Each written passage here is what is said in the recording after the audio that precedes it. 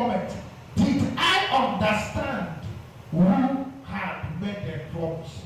What do you imagine what could have happened if when Jesus came, this mother and mother and sister begin to chase Jesus out?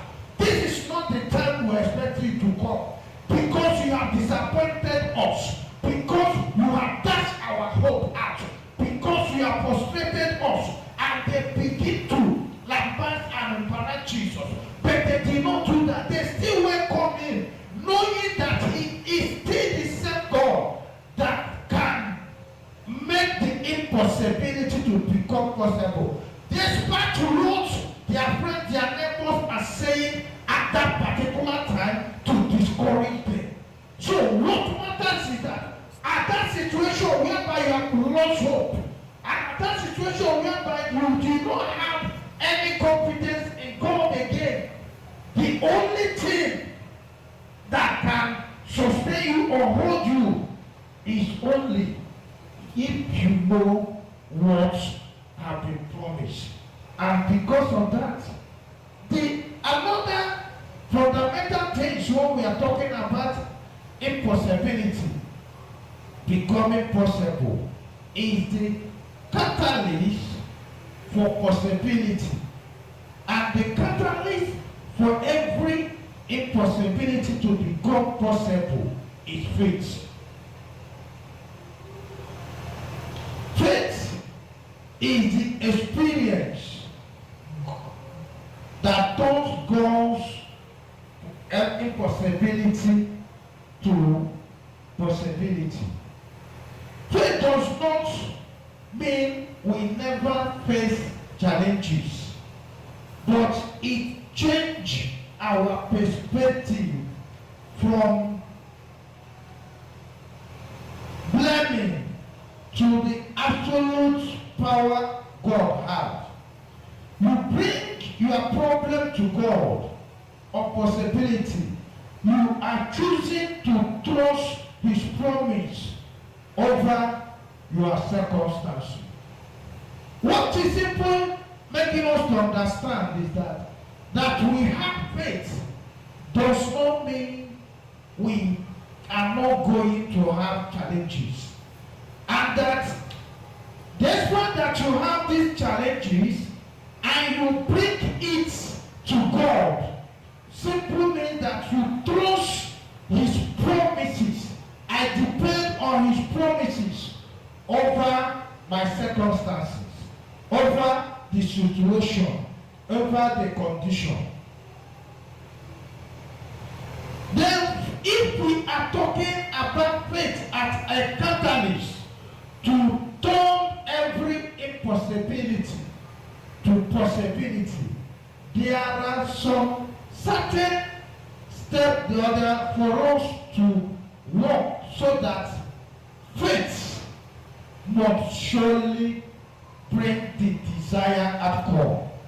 One, identify that you have impossibility. Identify that you have impossibility. It is when you have identified that on my own, by this issue surrendering me, this matter is beyond human assumption, human correction. That is when you say, yes, indeed, the goal of possibility is going to set in. So, it is when you have identified it is only God that can sort this problem out, that God can be set in. But if you can still believe or think that on your own thinking or my own thinking, I can do it, what God will do at that time is to stay aside and watch you pass over or watch you see how you are going to turn the impossibility to become possible. So, what simple means is that there is a time you need to understand. I need to understand that I have come to my limitation. And it is that time that you need to understand or comprehend. It is only God that can do this. It is only God that can do this. It is when you have done that you can know that has been vested. Then another thing is that declare the word.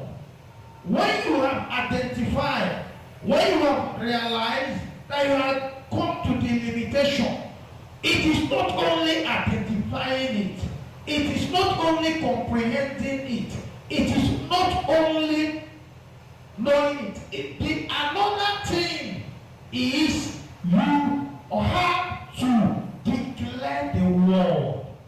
What was God saying pertaining to this situation? What was God saying pertaining to this condition? What was God saying pertaining to this issue? What was God saying pertaining to this thing I'm passing through now? It is when you match that situation with what God is saying at that moment, at that hour, that you can see that God will turn the impossibility to become possible. So, it is instead of us to be not depend on God, another thing is for us to trust the process.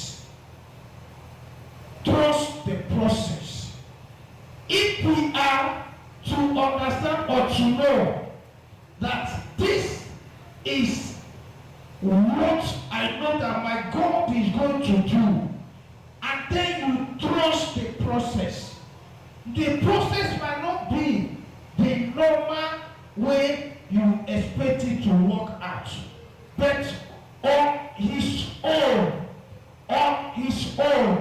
I can assure you, if we can put these three catalysts into faith, the faith is going to transform that impossibility to become possible. So, as I said, number one, identify, which means know your limitation. Two, declare the word with it, and then trust the process.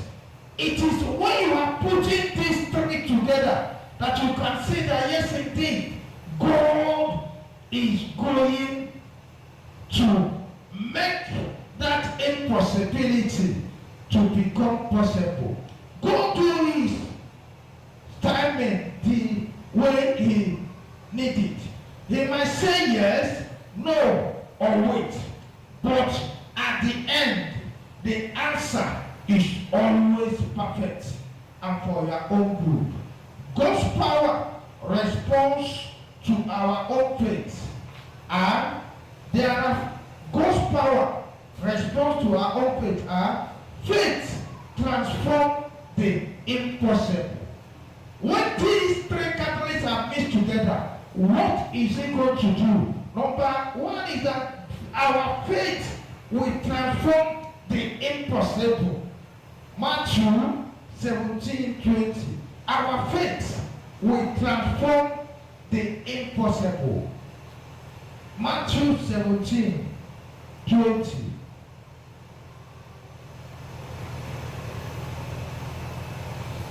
And Jesus said unto them, because of your unbelief, for verily I said unto you, if you have faith as a grain of mustard seed, you shall say unto this mountain, remove hence to your place, and it shall remove, and nothing shall be impossible unto you.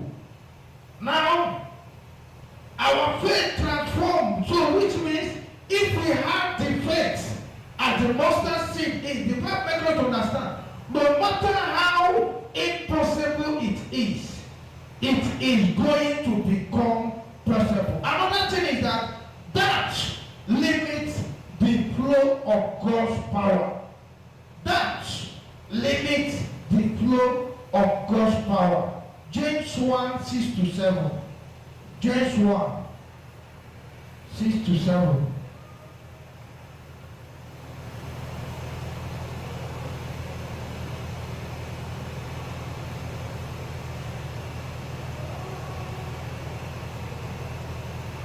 He says, but let him ask in faith, nothing wavering.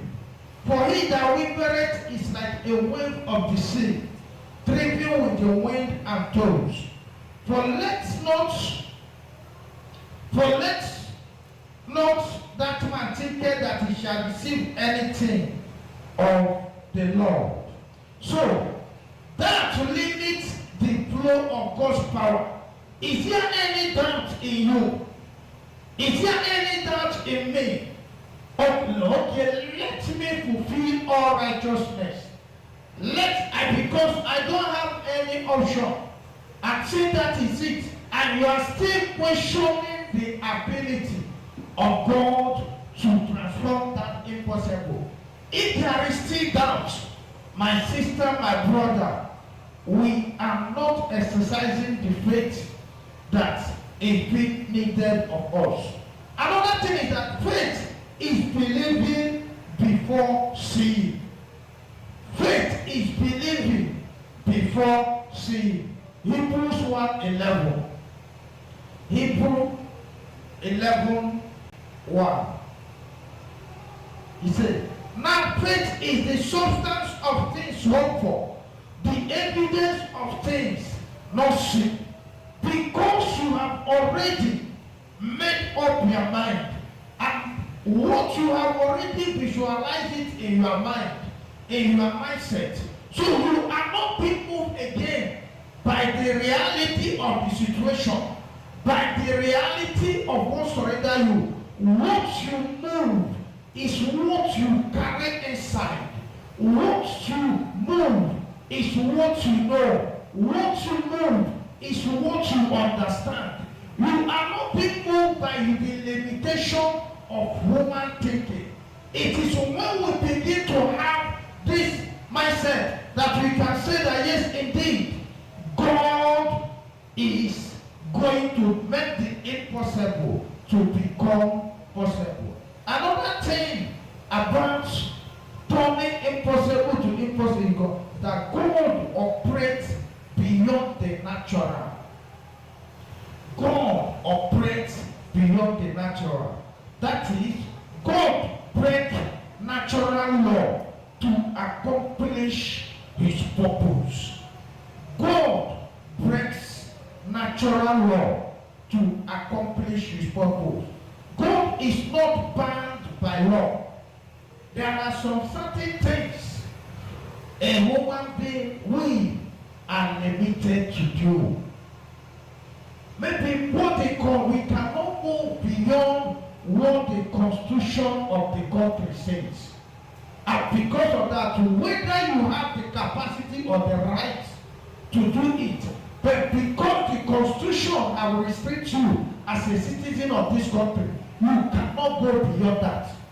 But what we are meant to understand is that God do not bind